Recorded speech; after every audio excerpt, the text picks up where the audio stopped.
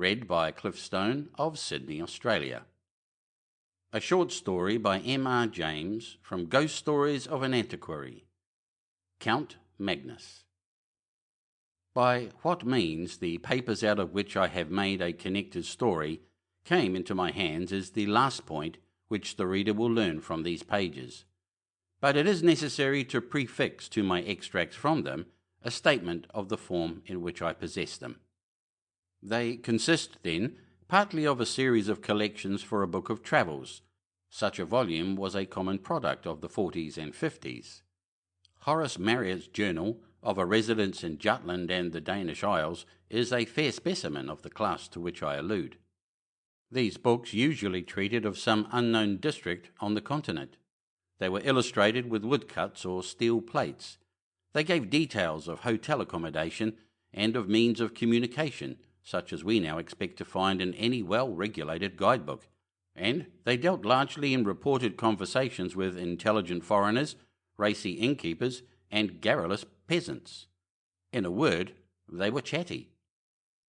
Begun with the idea of furnishing material for such a book, my papers, as they progressed, assumed the character of a record of one single personal experience, and this record was continued up to the very eve, almost, of its termination.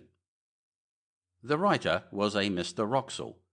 For my knowledge of him, I have to depend entirely on the evidence his writings afford, and from these I deduce that he was a man past middle age, possessed of some private means, and very much alone in the world. He had, it seems, no settled abode in England, but was a denizen of hotels and boarding-houses. It is probable that he entertained the idea of settling down at some future time, which never came, and I think it also likely that the Pantechnicon fire in the early 70s must have destroyed a great deal that would have thrown light on his antecedents, for he refers once or twice to property of his that was warehoused at that establishment. It is further apparent that Mr. Wroxall had published a book, and that it treated of a holiday he had once taken in Brittany. More than this I cannot say about his work, because a diligent search in bibliographical works has convinced me that it must have appeared either anonymously or under a pseudonym. As to his character, it is not difficult to form some superficial opinion. He must have been an intelligent and cultivated man. It seems that he was near being a fellow of his college at Oxford, Brasenose, as I judge from the calendar. His besetting fault was pretty clearly that of over-inquisitiveness, possibly a good fault in a traveller, certainly a fault for which this traveller paid dearly enough in the end. On what proved to be his last expedition, he was plotting another book. Scandinavia, a region not widely known to Englishmen 40 years ago, had struck him as an interesting field. He must have alighted on some old books of Swedish history or memoirs, and the idea had struck him that there was room for a book descriptive of travel in Sweden, interspersed with episodes from the history of some of the great Swedish families. He procured letters of introduction, therefore, to some persons of quality in Sweden, and set out thither in the early summer of 1863. Of his travels in the north there is no need to speak, nor of his residence of some weeks in Stockholm. I need only mention that some savant resident there put him on the track of an important collection of family papers belonging to the proprietors of an ancient manor house in Västergötland, and obtained for him permission to examine them. The manor house or herrgård in question is to be called Rayback, pronounced something like Robeck, though it is not its name. It is one of the best buildings of its kind in all the country, and the picture of it in Dallenberg's Socia Antiqua et Moderna, engraved in 1694, shows it very much as the tourist may see it today. It was built soon after 1600, and is, roughly speaking, very much like an English house of that period in respect of material, red brick with stone facings, and style. The man who built it was a scion of the great house of Delagardi, and his descendants possess it still. Delagardi is the name by which I will designate them when mention of them becomes necessary. They received Mr. Wroxall with great kindness and courtesy, and pressed him to stay in the house as long as his researches lasted. But preferring to be independent, and mistrusting his powers of conversing in Swedish, he settled himself at the village inn, which turned out quite sufficiently comfortable, at any rate during the summer months. This arrangement would entail a short walk daily to and from the manor house of something under a mile. The house itself stood in a park, and was protected, we should say grown up, with large old timber. Near it you found the walled garden, and then entered a close wood fringing one of the small lakes with which the whole country is pitted. Then came the wall of the domain, and you climbed a steep knoll, a knob of rock lightly covered with soil, and on the top of this stood the church, fenced in with tall dark trees. It was a curious building to English eyes. The nave and aisles were low and filled with pews and galleries. In the western gallery stood the handsome old organ, gaily painted and with silver pipes. The ceiling was flat and had been adorned by a 17th century artist with a strange and hideous Last Judgment, full of lurid flames, falling cities, burning ships, crying souls, and brown and smiling demons. Handsome brass coronae hung from the roof. The pulpit was like a doll's house, covered with little painted wooden cherubs and saints. A stand with 3 hourglasses was hinged to the preacher's desk. Such sights as these may be seen in many a church in Sweden now, but what distinguished this one was an addition to the original building. At the eastern end of the north aisle, the builder of the manor house had erected a mausoleum for himself and his family. It was a largish 8-sided building, lighted by a series of oval windows, and it had a domed roof, topped by a kind of pumpkin-shaped object rising into a spire, a form in which Swedish architects greatly delighted. The roof was of copper externally and was painted black, while the walls, in common with those of the church, were staringly white. To this mausoleum there was no access from the church. It had a portal and steps of its own on the northern side. Past the churchyard, the path to the village goes, and not more than 3 or 4 minutes bring you to the inn door. On the first day of his stay at Robeck, Mr. Wroxall found the church door open, and made those notes of the interior which I have epitomized. Into the mausoleum, however, he could not make his way. He could, by looking through the keyhole, just descry that there were fine marble effigies and sarcophagi of copper, and a wealth of armorial ornament, which made him very anxious to spend some time in investigation. The papers he had come to examine at the manor house proved to be of just the kind he wanted for his book. There were family correspondence, journals, and account books of the earliest owners of the estate, very carefully kept and clearly written, full of amusing and picturesque detail. The first Delegati appeared in them as a strong and capable man. Shortly after the building of the mansion, there had been a period of distress in the district, and the peasants had risen and attacked several chateaux and done some damage. The owner of Robeck took a leading part in suppressing the trouble, and there was reference to executions of ringleaders and severe punishments inflicted with no sparing hand. The portrait of this Magnus Delegati was one of the best in the house, and Mr. Wroxall studied it with no little interest after his day's work. He gives no detailed description of it, but I gather that the face impressed him rather by its power than by its beauty or goodness. In fact, he writes that Count Magnus was an almost phenomenally ugly man. On this day, Mr. Wroxall took his supper with the family and walked back in the late but still bright evening. "I must remember," he writes, "to ask the sexton if he can let me into the mausoleum at the church. He evidently has access to it himself, for I saw him tonight standing on the steps and, as I thought, locking or unlocking the door." I find that early on the following day Mr. Wroxall had some conversation with his landlord. His setting it down at such length as he does surprised me at first, but I soon realized that the papers I was reading were, at least in their beginning, the materials for the book he was meditating, and that it was to have been one of those quasi-journalistic productions which admit of the introduction of an admixture of conversational matter. His object, he says, was to find out whether any traditions of Count Magnus Delegati lingered on in the scenes of that gentleman's activity, and whether the popular estimate of him were favourable or not. He found that the Count was decidedly not a favourite. If his tenants came late to their work on the days which they owed to him as lord of the manor, they were set on the wooden horse or flogged and branded in the manor house yard. 1 or 2 cases there were of men who had occupied lands which encroached on the lord's domain, and whose houses had been mysteriously burnt on a winter's night, with the whole family inside. But what seemed to dwell on the innkeeper's mind most, for he returned to the subject more than once, was that the Count had been on the Black Pilgrimage, and had brought something, or someone, back with him. You will naturally inquire, as Mr. Wraxall did, what the Black Pilgrimage may have been. But your curiosity on this point must remain unsatisfied for the time being, just as his did.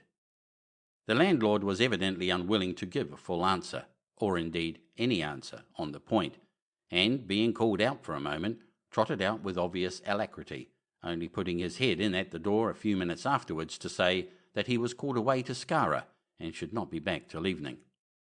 So Mr. Wraxall had to go unsatisfied to his day's work at the manor house. The papers on which he was just then engaged soon put his thoughts into another channel, for he had to occupy himself with glancing over the correspondence between Sophia Albertina in Stockholm and her married cousin Ulrica Leonora at Robeck in the years 1705 to 1710. The letters were of exceptional interest from the light they threw upon the culture of that period in Sweden, as anyone can testify who has read the full edition of them in the publications of the Swedish Historical Manuscripts Commission. In the afternoon he had done with these, and after returning the boxes in which they were kept to their places on the shelf, he proceeded, very naturally, to take down some of the volumes nearest to them, in order to determine which of them had best be his principal subject of investigation next day. The shelf he had hit upon was occupied mostly by a collection of account books in the writing of the first Count Magnus. But one among them was not an account book, but a book of alchemical and other tracts in another 16th century hand. Not being very familiar with alchemical literature, Mr. Wraxall spends much space, which he might have spared, in setting out the names and beginnings of the various treatises: the Book of the Phoenix, Book of the 30 Words, Book of the Toad, Book of Miriam, Turba Philosophorum, and so forth. And then he announces with a good deal of circumstance his delight at finding, on a leaf originally left blank near the middle of the book, some writing of Count Magnus himself, headed Liber Nigre Peregrinationis. It is true that only a few lines were written, but there was quite enough to show that the landlord had that morning been referring to a belief at least as old as the time of Count Magnus, and probably shared by him. This is the English of what was written. If any man desires to obtain a long life, if he would obtain a faithful messenger and see the blood of his enemies, it is necessary that he should go first into the city of Chorazin, and there salute the prince. Here there was an erasure of one word, not very thoroughly done, so that Mr. Wraxall felt pretty sure that he was right in reading it as Eris, of the air. But there was no more of the text copied, only a line in Latin, Quaerere reliqua huius materia inter secretiora. See the rest of this matter among the more private things. It could not be denied that this threw a rather lurid light upon the tastes and beliefs of the Count. But to Mr. Wraxall, separated from him by nearly 3 centuries, the thought that he might have added to his general forcefulness alchemy, and to alchemy something like magic, only made him a more picturesque figure. And when, after a rather prolonged contemplation of his picture in the hall, Mr. Wraxall set out on his homeward way, his mind was full of the thought of Count Magnus.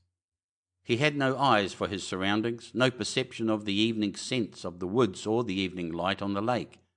And when all of a sudden he pulled up short, he was astonished to find himself already at the gate of the churchyard, and within a few minutes of his dinner.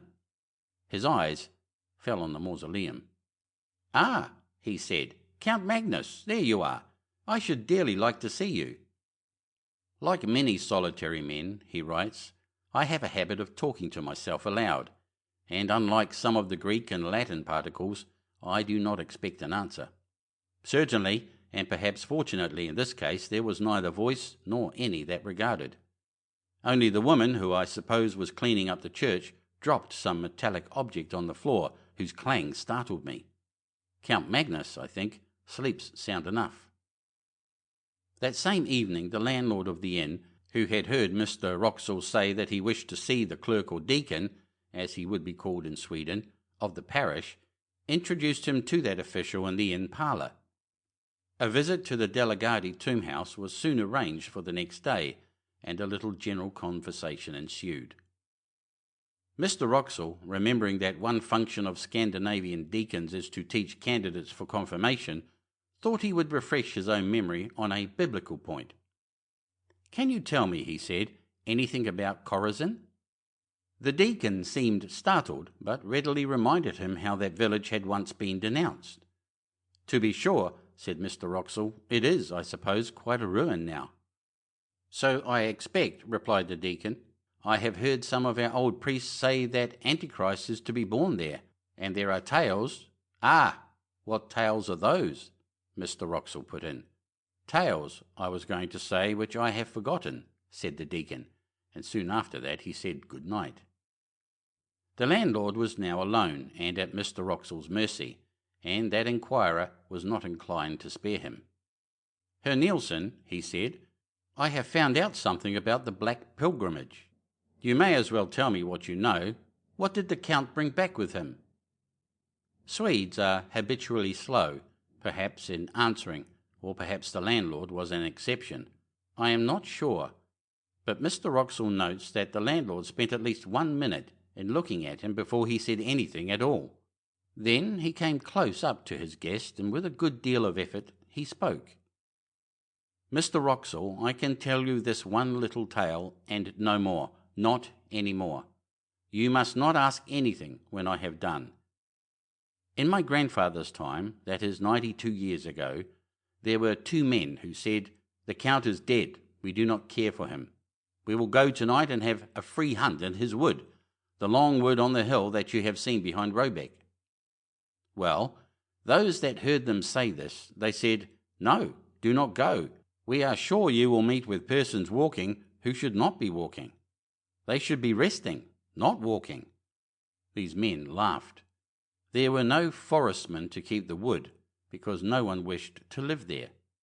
The family were not here at the house. The men could do what they wished. Very well, they go to the wood that night. My grandfather was sitting here in this room. It was the summer and a light night. With the window open he could see out to the wood and hear. So he sat there, and 2 or 3 men with him, and they listened. At first they hear nothing at all. Then they hear someone. You know how far away it is.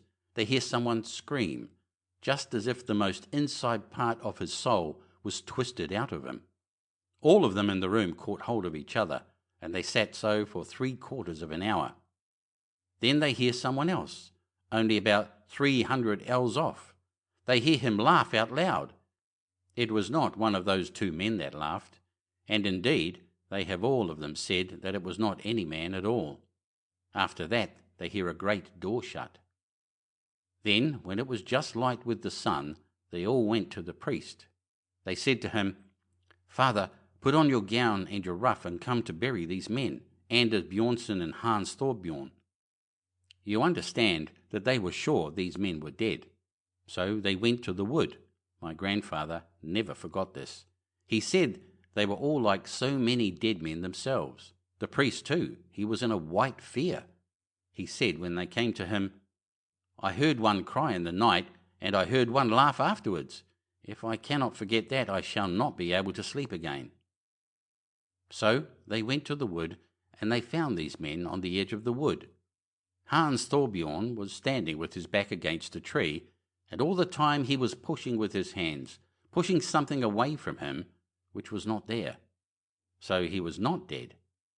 And they led him away and took him to the house at Nyköping, and he died before the winter, but he went on pushing with his hands. Also Anders Bjornson was there, but he was dead. And I tell you this about Anders Bjornson. that he was once a beautiful man, but now his face was not there because the flesh of it was sucked away off the bones. You understand that? My grandfather did not forget that. And they laid him on the bier which they brought, and they put a cloth over his head, and the priest walked before. And they began to sing the psalm for the dead as well as they could. So as they were singing the end of the first verse, one fell down, who was carrying the head of the bier. And the others looked back, and they saw that the cloth had fallen off, and the eyes of Anders Bjornsson were looking up, because there was nothing to close over them. And this they could not bear. Therefore the priest laid the cloth upon him, and sent for a spade, and they buried him in that place. The next day Mr. Wroxall records that the deacon called for him soon after his breakfast, and took him to the church and mausoleum. He noticed that the key of the latter was hung on a nail just by the pulpit, and it occurred to him that, as the church door seemed to be left unlocked as a rule, it would not be difficult for him to pay a second and more private visit to the monuments if there proved to be more of interest among them that could be digested at first. The building, when he entered it, he found not unimposing. The monuments, mostly large erections of the 17th and 18th centuries, were dignified if luxuriant, and the epitaphs and heraldry were copious. The central space of the domed room was occupied by 3 copper sarcophagi, covered with finely engraved ornament. 2 of them had, as is commonly the case in Denmark and Sweden, a large metal crucifix on the lid. The third, that of Count Magnus, as it appeared, had, instead of that, a full-length effigy engraved upon it, and round the edge were several bands of similar ornament representing various scenes. One was a battle, with cannon belching out smoke, and walled towns and troops of pikemen. Another showed an execution. In a third, among trees, was a man running at full speed, with flying hair and outstretched hands. After him followed a strange form. It would be hard to say whether the artist had intended it for a man, and was unable to give the requisite similitude, or whether it was intentionally made as monstrous as it looked. In view of the skill with which the rest of the drawing was done, Mr. Wroxall felt inclined to adopt the latter idea. The figure was unduly short, and was for the most part muffled in a hooded garment which swept the ground. The only part of the form which projected from that shelter was not shaped like any hand or arm. Mr. Wroxall compares it to the tentacle of a devilfish, and continues, "On seeing this, I said to myself, this, then, which is evidently an allegorical representation of some kind, a fiend pursuing a hunted soul, may be the origin of the story of Count Magnus and his mysterious companion. Let us see how the huntsman is pictured. Doubtless it will be a demon blowing his horn." But as it turned out, there was no such sensational figure, only the semblance of a cloaked man on a hillock, who stood leaning on a stick and watching the hunt with an interest which the engraver had tried to express in his attitude. Mr. Wroxall noted the finely worked and massive steel padlocks, 3 in number, which secured the sarcophagus. One of them, he saw, was detached and lay on the pavement. And then, unwilling to delay the deacon any longer, or to waste his own working time, he made his way onward to the manor house. It is curious, he notes, how on retracing a familiar path, one's thoughts engross one to the absolute exclusion of surrounding objects. Tonight, for the second time, I had entirely failed to notice where I was going. I had planned a private visit to the tomb house to copy the epitaphs, when I suddenly, as it were, awoke to consciousness, and found myself, as before, turning in at the churchyard gate, and, I believe, singing or chanting some such words as, "Are you awake, Count Magnus? Are you asleep, Count Magnus?" and then something more which I have failed to recollect. It seemed to me that I must have been behaving in this nonsensical way for some time. He found the key to the mausoleum where he had expected to find it, and copied the greater part of what he wanted. In fact, he stayed until the light began to fail him. "I must have been wrong," he writes, "in saying that one of the padlocks of my Count's sarcophagus was unfastened. I see tonight that 2 are loose. I picked both up and laid them carefully on the window ledge, after trying unsuccessfully to close them. The remaining one is still firm, and though I take it to be a spring lock, I cannot guess how it is opened. Had I succeeded in undoing it, I am almost afraid I should have taken the liberty of opening the sarcophagus. It is strange, the interest I feel in the personality of this, I fear, somewhat ferocious and grim old noble. The day following was, as it turned out, the last day of Mr. Wroxall's stay at Roebeck. He received letters connected with certain investments which made it desirable that he should return to England. His work among the papers was practically done, and travelling was slow. He decided, therefore, to make his farewells, put some finishing touches to his notes, and be off. These finishing touches and farewells, as it turned out, took more time than he had expected. The hospitable family insisted on his staying to dine with them. They dined at 3, and it was verging on 6:30 before he was outside the iron gates of Roebeck. He dwelt on every step of his walk by the lake, determined to saturate himself, now that he trod it for the last time, in the sentiment of the place and hour. And when he reached the summit of the churchyard knoll, he lingered for many minutes, gazing at the limitless prospect of woods near and distant, all dark beneath a sky of liquid green. When at last he turned to go, the thought struck him that surely he must bid farewell to Count Magnus as well as the rest of the Delegades. The church was but 20 yards away, and he knew where the key of the mausoleum hung. It was not long before he was standing over the great copper coffin, and as usual, talking to himself aloud. "You may have been a bit of a rascal in your time, Magnus," he was saying, "but for all that, I should like to see you, or rather—" Just at that instant, he says, I felt a blow on my foot. Hastily enough I drew it back, and something fell on the pavement with a clash. It was the third, the last of the 3 padlocks which had fastened the sarcophagus. I stooped to pick it up, and heaven is my witness that I am writing only the bare truth. Before I had raised myself there was a sound of metal hinges creaking, and I distinctly saw the lid shifting upwards. I may have behaved like a coward, but I could not for my life stay for one moment.